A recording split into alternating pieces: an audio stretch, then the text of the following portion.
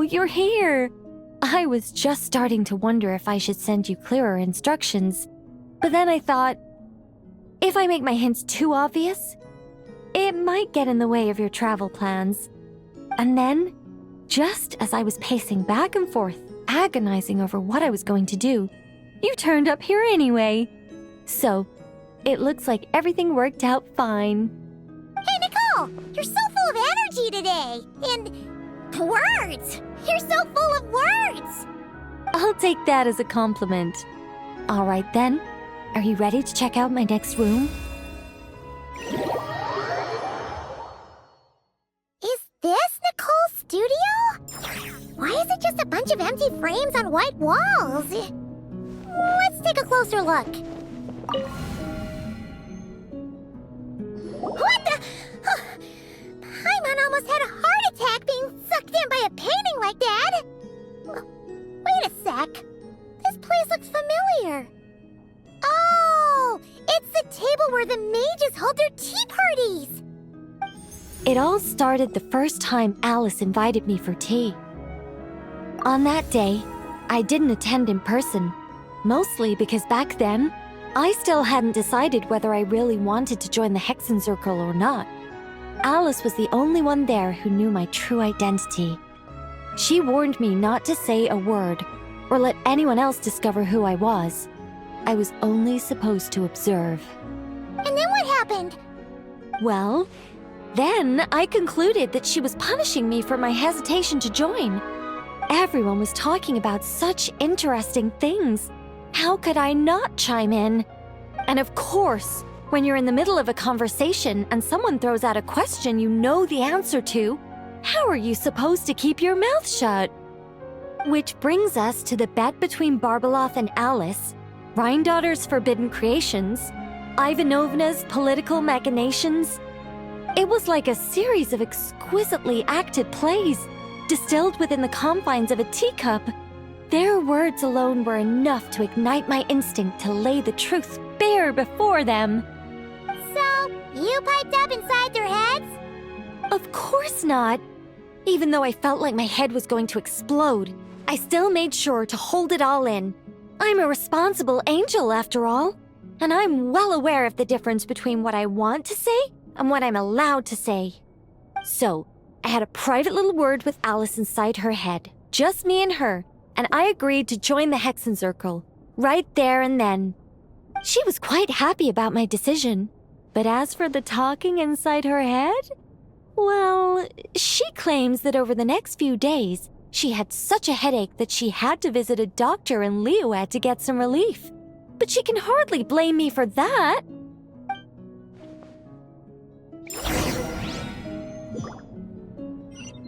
How about we go look at the other frames? Paimon's starting to feel like she needs some relief, too.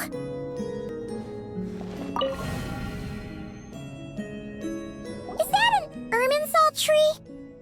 Oh, this painting here? You're clearly no strangers to the white trees. But did you know that the first angel's betrayal happened beneath one of their very boughs? Huh. Paimon's curious now. Well then, I guess it's finally time for me to tell you a tale of romance and horror. Let me just think how best to protect the identity of those involved. Alright, got it. A long, long time ago, there was once a traveler who wandered among the stars. They were nothing like you, but that's not important right now. One day, he traveled to a silver tree to visit the princess of the morning star. Before long, he started asking her about her kingdom's most forbidden secrets. His words puzzled the princess. How could he possibly know of all these things forbidden by the gods? The young man revealed his origins and showed the princess things she had never seen before. A free will and love, both noble and spiritual. His words awakened her sense of self, hitherto shackled by the gods. Her heart soared, carrying her beyond limits she had never crossed before. The princess of the morning star confided the kingdom's secrets to the youth, And between them, love grew and blossomed, along with a determination to defy the gods. This is just a cookie-cutter love story. You said there'd be horror. Don't worry, Paimon. The horror's about to begin.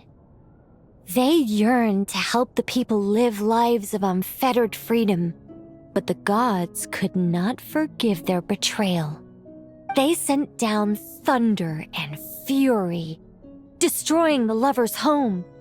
And when the Great War subsided, the power and the wisdom of the princess were lost, never to return. Even her closest friends were cursed. Yeah. That ending was pretty scary after all. But didn't you say you were going to tell us about the first angel? And you're not saying this story's actually true, are you? It sure is. And that's the scariest part.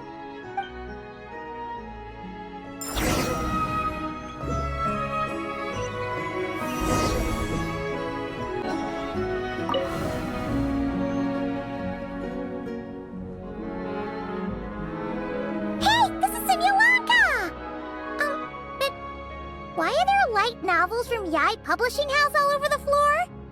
Well, on the subject of my literary enlightenment, my greatest inspiration of all is none other than Lady Anya herself. She was the last to join the Hexenzirkel, and yet the first to leave.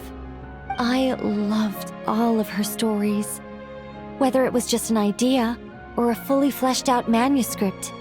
Anya was always so skilled at making her readers gasp with joy. Hexenzirkel discussions rarely stray far from magic, and it's my belief that Anya possessed a unique magic of her own. She could weave love and compassion into words and stories that would touch the hearts of others. I asked her for tips on how to write compelling tales. She taught me a lot of tricks and techniques, but in the end, my biggest enemy has always been myself. That's one way of putting it. Communicating through thought is so much more convenient. I guess even angels can succumb to laziness. However, recently I've resolved to make an effort, even if it's just to spare myself reproaches from a certain old Seelie friend of mine.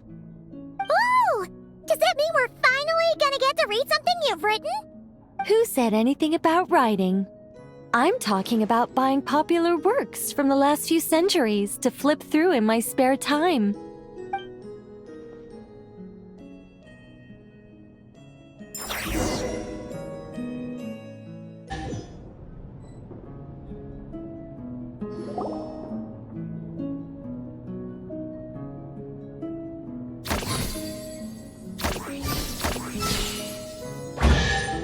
These paintings all remind me of places that hold great significance in my heart. And now, the studio has been fully restored. All right, go ahead and claim our reward. What? Don't look at me like that. Of course this reward is ours. You're not going to leave this chest unopened, are you? I can't let you leave if you do. Besides, after telling you so many stories, don't I deserve a reward of my own?